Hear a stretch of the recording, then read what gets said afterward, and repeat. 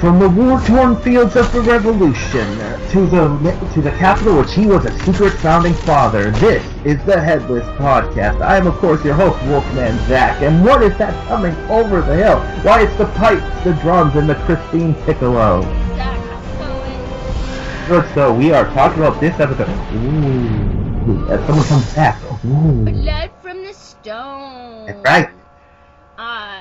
Yeah, I mean, I'm so happy because we've been saying we need more background on Malcolm. And they gave this episode, I think it answered everything. Pretty much all my questions. I think me too. I don't think I have any left. I know. And well, I have one, and we'll get to it later on the episode.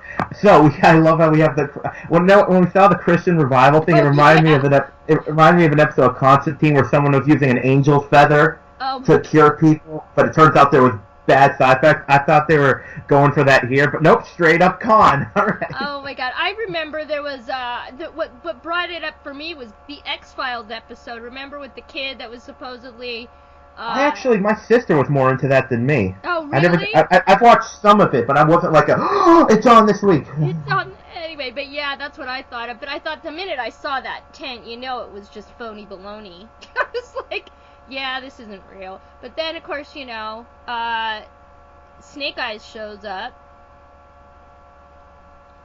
I still don't understand what he is. I mean, he's a demon, but what exactly type of a demon? And why does he have to take a biblical... Imagine if he actually is Job. I know. Well... I'm happy though. I don't think he's dead. I mean, he just got knocked out. Oh well, can he die? That's the question. Right. Well, although apparently, okay, now I don't have it. I don't have it now. How do you? Is it Ansel? Is it what? No, it's Ansel. That's what I said. Oh, I thought you said ant cell or something like that. I was like, what? Yes, it's Ansel. No, but Ansel, I just to make sure because I kept hearing. I'm like, what did they say? But anyways, I like when he comes in because obviously we know it's him, and it's like he had like a satanic baseball bat, and we never see that again. That was kind of cool, actually. It was. I was like, we never get to see again. I'm curious. Like, obviously, I don't think he's dead because they wouldn't kill him off. But I wonder, like because he didn't come back this episode at all. Yeah, I know. Well, I find it interesting that he is helping. I mean, think about it. Okay, so Malcolm made a deal with the devil, which is him, or whatever this demon, with Job, a demon. And his thinking for the stones is to, get out of it, live forever, immortality, to use these stones. And Job is helping him. Yeah, that was my other question. So I'm like, okay, so it's not Job's deal. You know what I mean? Like, he sold his soul to the devil, but it wasn't... Job was just acting as the secretary, I guess. Well, my assumption is whoever is, if it's Job or if it's some other higher demon making the deal, I think it's one of two things. One, part of the deal was Job helps him, so whatever he decides to do, he has to help him. So it makes sense that even though his plan is to cheat the deal, Job still has to help him. Right, that's true. But there's a second thing that I think could be, like, it'd be really hard to make it work, but it's layered, so it'd be really cool that this was Job's plan all along, that Dreyfus doing this will cause something else to happen. That's because he knew Dreyfus would do this, and this. Right. Maybe, like, how did Dreyfus find out about the Philosopher's Stone? Well, I know, they haven't really explained that yet. That's what I mean. Maybe Job was like, hey, like he left a page of a paper. Look at that. I mean, don't look at that. Right. Well, I think you're right as far as, because that's what my thinking is that I think that Malcolm doesn't realize what Job's real plan is. And I think I know what it is, but I'll tell you later. I have my, like I said, I think there's some grander plan. Maybe, like I said, it's either he has to help Dreyfus or this is all part of his plan. I think it's one or the other for that. Yeah, I do too. I'm leaning towards it's all part of a bigger plan that Malcolm got suckered into almost. Actually, it's kind of funny that happens because, well, I don't want to ruin the movie, because the actor, you probably remember his name, but he was actually, because of course he was in Constantine as Richie. Right. And they just they just released Justice League Dark, and Richie was in it, and he did the voice. And and I'm telling everyone who likes any, like, if you're watching this, you probably like Dark and Mysterious. Go watch that movie. It's freaking really? awesome. Justice League Dark. Oh yeah. Oh, I gotta see it. I haven't seen it. Oh, yes, you do. I'm telling everyone. We're hopefully going to do a podcast for it. So now we get. I gotta admit, it's kind of refreshing to see the bad guy get beat up. Yeah, I know. Yeah, and those demon marks. Oh my god. That was good. That was really cool. I mean, I guess it took something like 6 hours. Did they say? I can believe the it. makeup chair. Yeah. Hold on a minute. I think I saved. Oh, here we go. Well, Theo Travers. He's the one. Theo Travers. He says, the Philosopher's Stone was sometimes believed to be elixir of life, useful for possibly achieving immortality. Right. But now I'm trying to... Oh, and also, there's also versions of it that it could transmute things into gold. It was a shout-out to the makeup team by Bjorn Dupati. He was the actor that played Ansel. It was 4 hours in and 4 hours out to get out of that makeup. So he's doing a shout out to the makeup team, yeah. But it's fun. It's fun. You gotta love Ichabod with kids. I know. Can I just say, I was dying laughing. I mean, you've got him. He's in full regalia on this soccer team. Kids are wearing shorts. Parents are wearing jeans. It just still cracks me up that nobody says anything or even looks at him funny. Hey, I like to wear my kilt as much as possible, so I'm not... Oh, God. But, yeah, anyway, you gotta love it. I mean, only Ichabod knows the actual, history of soccer. And makes it sound so morbid. It was like... Oh, yeah, makes sound kicking around a head morbid. Yeah, how'd he do that? Yeah, exactly. Oh, the best part was the kids...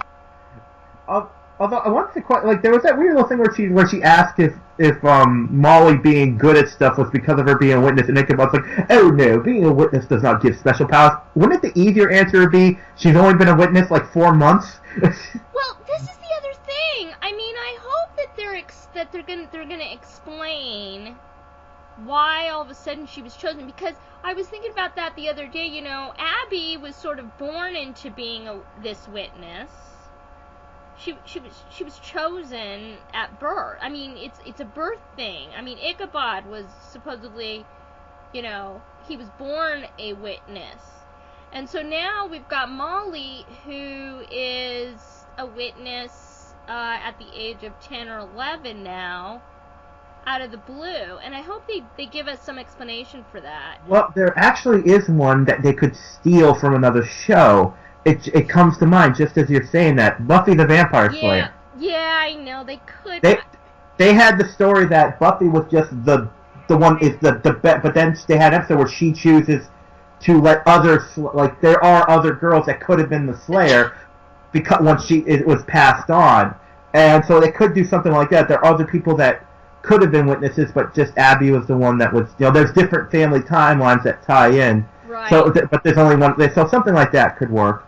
I guess. I mean, the whole idea of the witnesses is through the bloodlines, and right, yeah. And so it's going to be interesting to see what they say about that. Okay, and can someone tell Wells just give up? I like Wells, but no, it's not going to happen with Jenny. And can I just say something? Una, she was hilarious on Twitter. Oh, really? Friday. Yeah, she was naming, I guess, she was saying, okay, so Ichabod is Gryffindor, but Tom is Hufflepuff. And do you know what Hufflepuff is? I don't know what that is. Wow. It's the other house. It's Slytherin, Gryffindor, Hufflepuff. Oh, okay. I thought it was just Slytherin and Gryffindor. And Ravenclaw. No, wow, I feel a disturbance in the force as if 1,000 geeks just shut us off. Wow. Oh my god, anyway.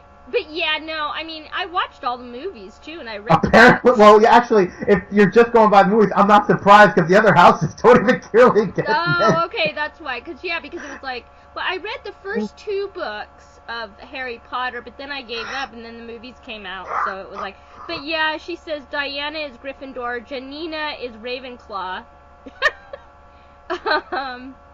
She said Alex is Slytherin, and Rachel Melvin is Gryffindor.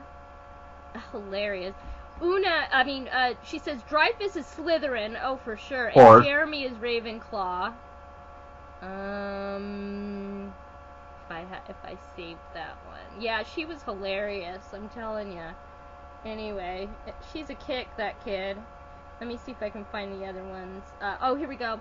So, she says Jenny is Gryffindor, and Lindy is Hufflepuff, and Molly is Hufflepuff, and Una is Ravenclaw. That's interesting. So anyway, those were her analysis of Harry Potterism on the cast and the characters of Sleepy Hollow. So cute. Yeah, one thing they did here that I kind of liked, I thought was kind of refreshing, is when they go see Dreyfus, they're just like, yeah, you're raising demons. Yeah. It wasn't like, no, they're just like, no, you're totally raising demons. They just, there was no, like, we gotta try, no, they just outright said, we know what you're doing. No, I mean, he was straight up, they know he sold his soul to the devil, so I could see why they were just straightforward with him.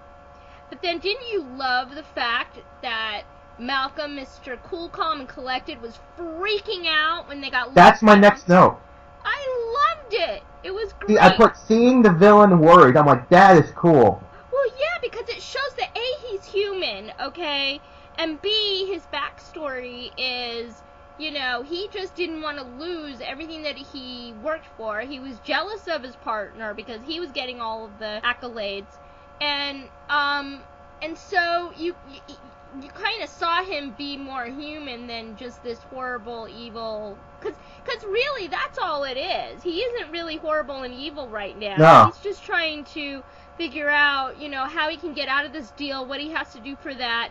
He doesn't mind killing whoever he has to do in order to acquire whatever. I mean, he doesn't have those type of qualms, but he's not like a big, bad, evil, you know, entity at this point. But I think it's going to end up that way.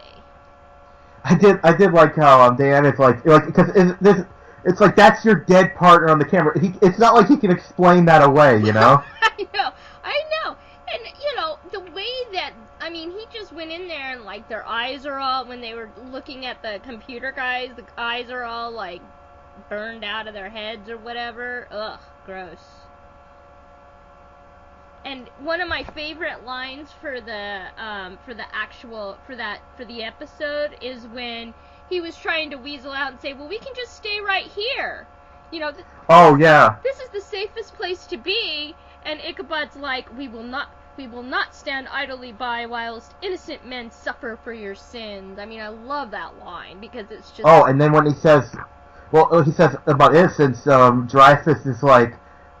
Who's innocent? That's the way, and now we see how he's justifying his actions. Yeah, exactly. Well, so-and-so is, you know, that whole scene was epic when he was freaking. Well, I made a note of this. It's like, Dreyfus he really is just a businessman, even when it comes to evil. Ends justify the means. I mean, it's just how it is. Exactly. I mean, that's how he thinks. It's all about, more or less, it's just business, you know, like he doesn't look at it as being evil and even selling his soul to the devil. I don't think he understands exactly what that entails. Like, I don't think he has any deeper meaning for any of it. You know, he just didn't want to lose what he had, and basically he entered into an agreement. You know, he negotiated his deal, which is what he does. He's a business guy. And, you know, that's how he's looking at it. But I think he's in for a rude awakening. I can't wait to see him. Oh, I've got... Really well, and trust me, it's a reason you'll want to see Justice League Dark for that reason, too. Oh, my God. Oh, because there's a lot of similarities between this character and Richie. I can't wait, then. I'll have to see it this weekend. Yeah, so we find that the answer, like we already mentioned it a bit, that turns out the pieces are part of the Philosopher's Stone, which has been Like, it's so many. If it's sci-fi or fantasy, it's a good chance it's been at least mentioned. Right. It's probably one of the few things mentioned as much as, like, I don't know, the Holy Grail or something. It's like one of those things that just. Well, you were telling me that, but I didn't. I mean, like, I was trying to think. I mean, I watch a lot of that stuff, but I don't know. I guess I never paid attention to it that much until now. Well, it's different. Like, obviously, Harry Potter was in the original text. It's the Philosopher's Stone. Right. There's a Flash villain that used the Philosopher's Stone as a weapon, Dr. Alchemy. Did they? Oh, okay. I saw the first season of Flash and I really liked it, but I've got so many things I'm watching that I can't keep up. Anyway, go ahead. Yeah, I can't think of a lot. I know it's been used in other stuff. I can't think of anything off the top of my head, but I'm sure anyone just types in Philosopher's Stone, like 100 hits will come up for different shows and stories and stuff. Because some people used to believe it really existed, and whether or not it does or not, who knows? But yeah, people believed it was real. Well, yeah, I mean the basic thing is it'll bring immortality to you, but basically. Well, the other version is it was like the ultimate. It could like transmutate things too, right. Like it could turn things into gold. Exactly, and I mean that's the other thing. But I think on a spiritual reasoning is what they're kind of going for, because it's sort of like almost a rebirth. That's how I think he's using it, because he's going to cheat death supposedly, and also Ansel obviously wants him to get his life back. So it's all very interesting how it all ties together. But the ley line things too. That's another thing. Sorry, my cat's freaking out. What, Toby? Your cat's just afraid of Greek fire. Yeah. We see the apparently he was able to not only make Greek fire, but find a ton of capsules of it. It's like the things you learn in hell. I was thinking he conjured them. That's mine. Yeah, that's one thing you love. You can do in magical shows. How to get that? Oh, magic. It was just magic. He just waved his hand, and there it was. It's the easiest thing to do. But I do think that the ley lines are a very interesting aspect, because, I wanted to know if they were going to use the layout of Washington, D.C. I mean, because that's very significant, and I think that that's where the everything's going to line up. I think they're going to go to it. They're going to use the ley lines in Washington and D.C. That's what I think. And I think that Malcolm is going to end up being the Antichrist. I'm still holding fast to that, because he's going to end up being, and he's going to be an instrument, or he's going to be brought forth, which is, I think, what the plan was in the beginning. Because, listen, the devil, the demon, Job, I mean, obviously, they've been watching Malcolm for a very, very long time. Ooh. They know how he operates. They know how he thinks. They know what he I think I got it. Okay, that's what I'm thinking. What are you thinking? I'm thinking it just came to me as you're saying it, because what if, not technically that Dreyfus himself is the Antichrist, but he's like a vessel or a gateway. And, a human cannot, if a demon as powerful as whoever it is that Joe's working for tries to possess a human, he dies. But if he's immortal, I like that analogy. No, I can see that totally happening. He needs and he wants to possess an immortal human. Right, and that's the key anyway. I mean, you got to remember the whole thing of the Antichrist anyway to come forth. The entity itself, has to be appear to be human. I mean, the whole idea behind it is that he's going to bring everybody together. Everybody's going to sing, que sera, whatever, happy times. But meanwhile, he's, taking over the world, and the rest is history after that. So it's going to be interesting. We'll see where they go with it. Now, one thing that, again, we were very pleased with the backstory in Dreyfus, and the second thing that pleased me that they did was Molly. Well, she doesn't fully understand, but at least she knows more. And I was like, yes. Thank you. Yeah, me too. I was glad, because Ichabod was right. You got to tell Molly. He's telling her, and I totally understand. But the girl is, first of all, I think she's definitely wise beyond her years. I think that that's one of the reasons that she was chosen. She's, she's smart. She's articulate. I mean, I really think she's going to embrace it. I mean, the whole fact of the thing when she said, I really want to help people, and that's the type of, and it was interesting too. Did you catch when Ichabod was explaining, we are supposed to witness these things happen, and it's up to us to decide how we want to react, in other words. Or I thought that was a very nice touch. Like, her being a witness doesn't necessarily mean she's, like, right in the middle fighting the demons. Right. I mean, that was, of course, it's just different. I mean, with Abby, that was the deal, automatically. But it's different because Molly is a kid, and and the other thing too, I have a feeling that, I don't know. I mean, I hope I'm wrong, but I don't know. I'm wondering if, I don't know. No, I'm not gonna say it yet. I'll wait. Anyway. No, but now obviously Molly gets it, but I wonder how she's going to react when because how do you tell, I see, this is one thing I agree with, like, Diana about, how do you tell, it's not even how you tell a 10-year-old she's a witness, how do you tell a 10-year-old, oh, by the way, monsters are real? Well, right. Well, she hasn't really told them that, although, I mean, she knows the Headless Horseman is real. I mean, she sketched it in her book. Yeah, but we don't know that. We don't know how, like, does she know her drawings are, she knows Ichabod's real, obviously, but, right. Like, we don't know exactly. Well, yeah. I mean, I think that she's going to have to, I mean, they're going to have to explain that to her, or she's going to end up face-to-face with something, and she's... Well, she can't be face-to-face with Headless. Well, no, but with something, or, I don't know. No, I don't think you got the pun I just made. Oh, no. You can't be face-to-face with something that doesn't have a face. Oh, duh, Headless, hello. All right. All right, I'm awake. By the way... Oh, you're awake? Oh, so you're awake, so you're not a sleepyhead. Ha! I'm a sleepyhead. Yeah, I am. That's a true sense of the word. I'm a sleepyhead. I was asleep at the wheel. Anyway. So they figure out the ley line map, what it is. And I love Jenny's reaction when it shows the other major ley lines, like Sleepy House. She's like, of course. It cracked me up, actually.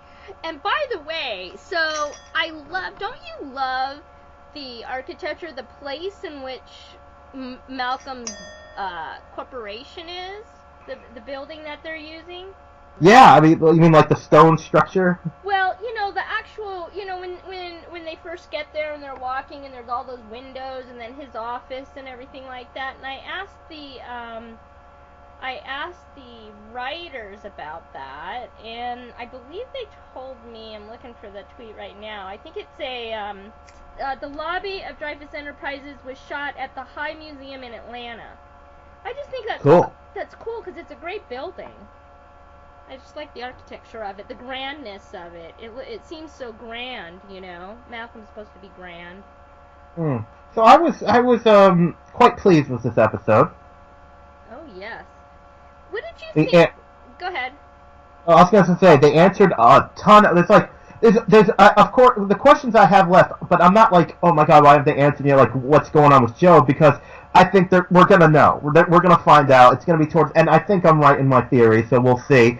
But, like, they answered all of them, so I'm like, okay, I know the story of Dreyfus, I'm good with that now. Molly kind of starting to know she's a witness. I thought they did good. Yeah, and I mean, I have to say, and I don't know if you caught this, or thought about this, but I love the fact that it was sort of a one-off from the usual Sleepy Hollow episode. There was really, there was a little bit sort of, quote, twistery, but not really. And it was really, there was sort of a monster, but not really. You know what I mean? It was all about being the humans this week. And I thought that was really interesting. And oh, yeah, that's true. Yeah, because Joe gets taken care of at the beginning. There's really no, except for the flashback, there's no monster, there's no, yeah. Yeah, and it was an interesting and unique way to explain Malcolm's background and the way he thinks and the way he reacts in a crisis situation. I mean, I just think he's going to be freaking out when he uses those stones. I'm dying to see that. I don't think he has any clue. If I had to pick it, I don't even want to call it a nitpick. It's just more of a thought. It's that, like, for Ansel, I would have liked at least a little dialogue on the fact that he wasn't a bad person, and then he got sent to hell. Yeah, and I would have liked that too. Yeah, I think That's probably an editing thing, though, for time, you know. They might have, but but overall, I mean, I actually, I mean, it answered a lot of my questions, and I think it gives, like I said, it gives insight to what's going on within his head, Dreyfus's head, and also, kind of a broader scale about what's going on. I mean, these ley line things are coming into play now. I mean, obviously, Job, stole that map of the ley lines of in America, and I do think that it's going to have something to do with culmination, possibly because you remember the Lincoln Memorial, and then you've got the wading pool, and then you've got the Washington Memorial. I mean, and then you've got the Capitol. That Dreyfus is still using this to help his business contact. Right. And so it's all gonna connect, man. It's all gonna get that. And I really enjoyed the episode. I'm giving it an A this week because I liked it all. I thought it was great. I'm never one because I hate having to get a scale, but I would definitely. I mean, I was quite pleased with it, and like you said, it was interesting. It was definitely. So it gives me hope. I mean, that this show could have a solid because that's what this show needs after what happened. This just needs every season should just be a core story. They do it. It's finished. It doesn't. I mean, and just let it go. But so I'm definitely giving this. So, Christine, how can the people reach us if they so choose? If they really want to have any questions or they want us to talk about anything on our podcast, you can reach us at The Fans Voice at Outlook.com. It's The Fans, F-A-N-S, Voice at Outlook.com, and email me, and we'll add you into our podcast. And I want to mention too briefly that we're working on doing a live broadcast through Blog Talk Radio. Information is coming soon. I'm actually working on trying to get a couple of interviews for us, so I need your fingers crossed, and hopefully we'll get that going and have information about that next week. And also, I just want to mention too the ratings. The ratings, I guess last week was 0.5, I think, which was pretty low. And anyway, somebody asked me on Twitter if they do you think that they're gonna renew the show? And honestly, I think that they could renew it. I mean, the bottom line is, I think that just depends, it just depends. I don't know. There's so many still angry fans out there that are just.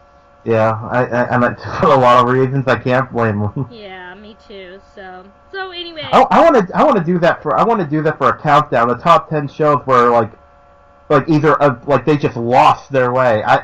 We could do that. We should do a top 10 list. Actually, fans, for anyone who cares, me and Christine are working on something very special.